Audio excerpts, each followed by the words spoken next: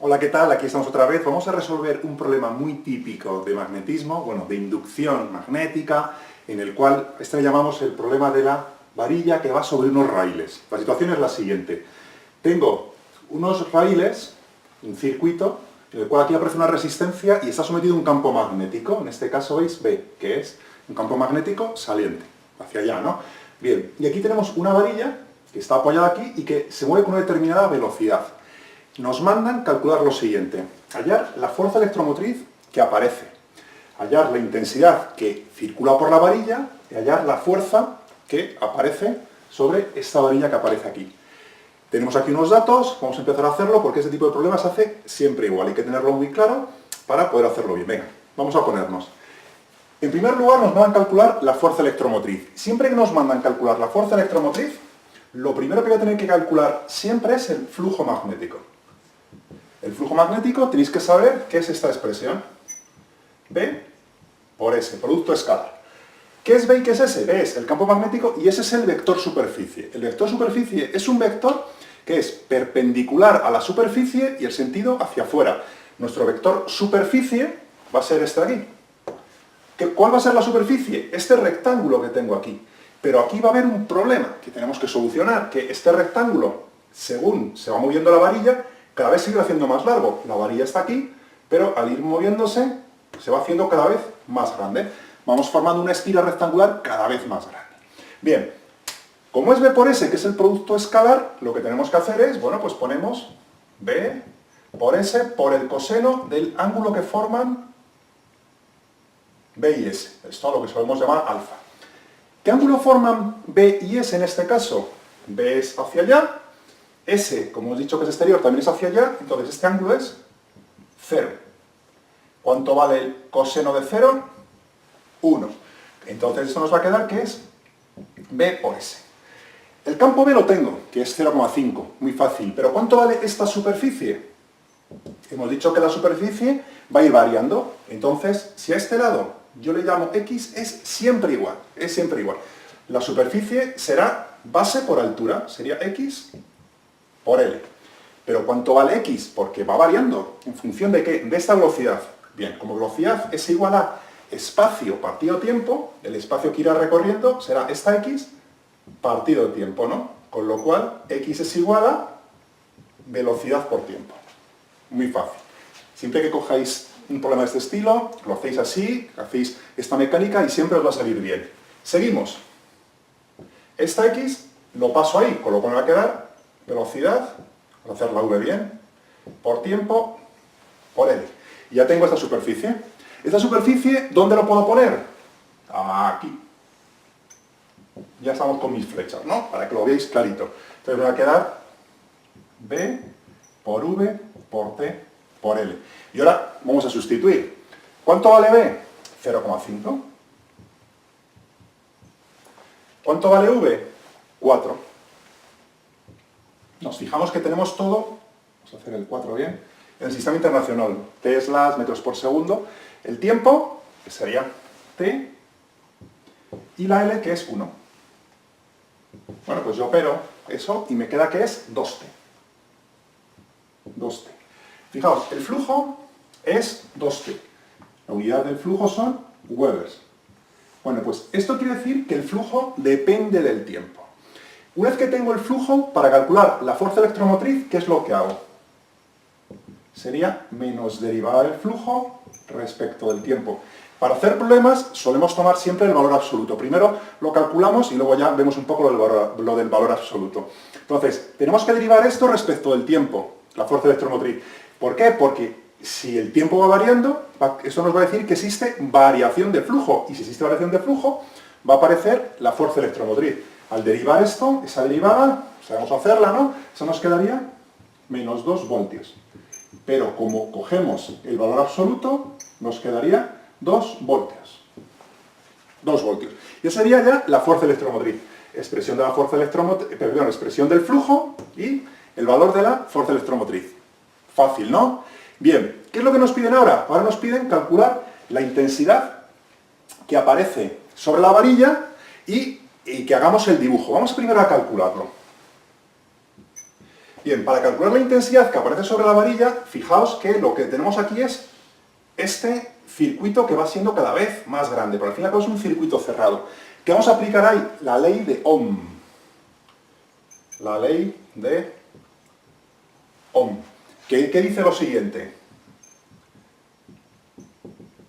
R por I igual a V. Este voltaje, ¿qué voltaje va a ser? La fuerza electromotriz, que son los voltios.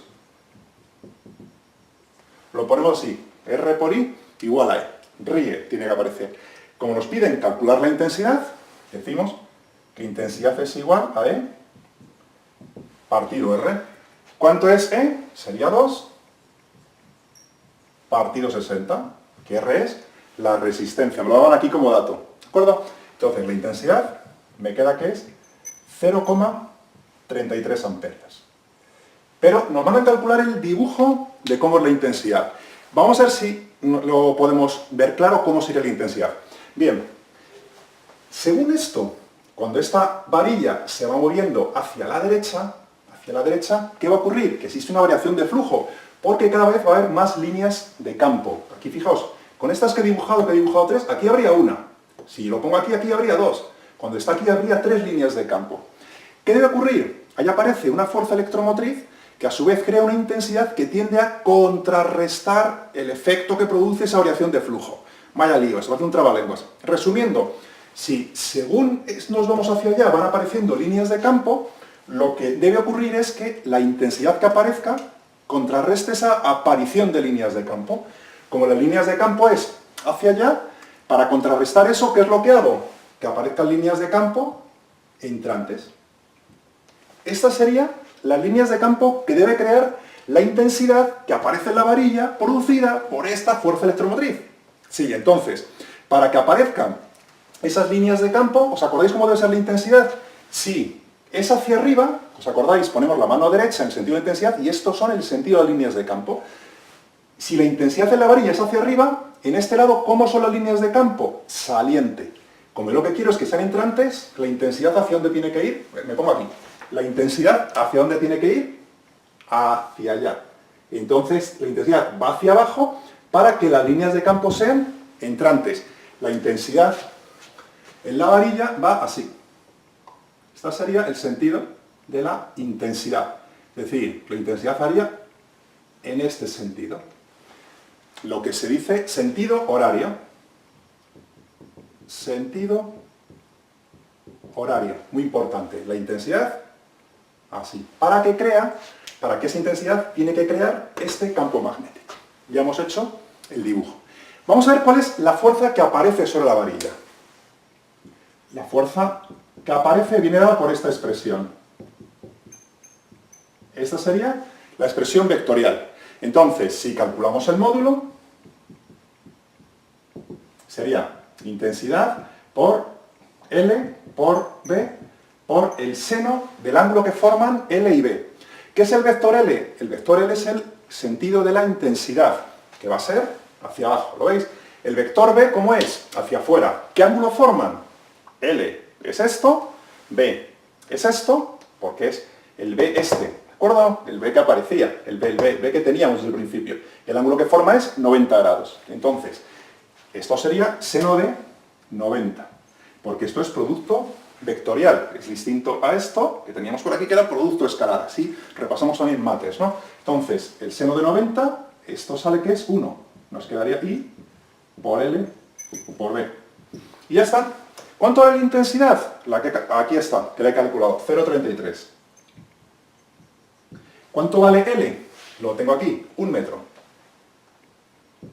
¿Cuánto vale B? Que lo tenía por aquí, 0,5.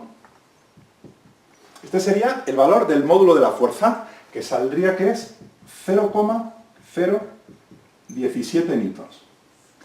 Pero como tengo que hacer el dibujo, dicho de otra forma, tengo que calcular también el vector, porque con el dibujo ya calculo el vector. ¿Cómo lo hago? Aquí, con la regla de la mano derecha. ¿Os acordáis? Primer vector, segundo vector, recordad los colores, primer vector, segundo vector, y este sería el resultado. Primer vector, L. Segundo vector, B. Y este sería el producto de L por B. Vamos a ver aquí. ¿Hacia dónde va el sentido de L? Hemos dicho que es hacia abajo, ¿lo veis?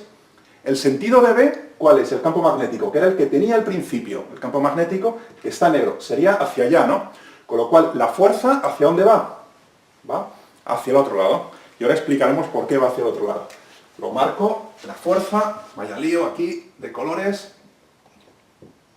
Esta sería el sentido de la fuerza, que tiende a contrarrestar, porque si la varilla se va hacia allá, esta fuerza lo que hace es intentar como frenar a la varilla para contrarrestar el aumento de campo magnético que aparece cuando la varilla va hacia allá. Hemos dicho que había que calcular el vector. En esto está con el módulo y en el dibujo está con el vector. ¿Que nos dicen que tenemos que calcular el vector numéricamente? Pues lo ponemos. Si nosotros decimos que este es el eje X, el eje Y, y sería el eje Z, pues el vector fuerza, ¿hacia dónde va? En el sentido de las X, negativas. Es decir, será menos 0,017 y newtons. ¿Sería eso? ¿Está claro? Yo creo que sí, ¿no? De todas formas, practicar este ejercicio, que es muy fácil, siempre es la misma forma de hacerlo, la misma mecánica. Es vuestro turno, os toca practicar. Recordad que la clave para aprender es comprender. Adiós.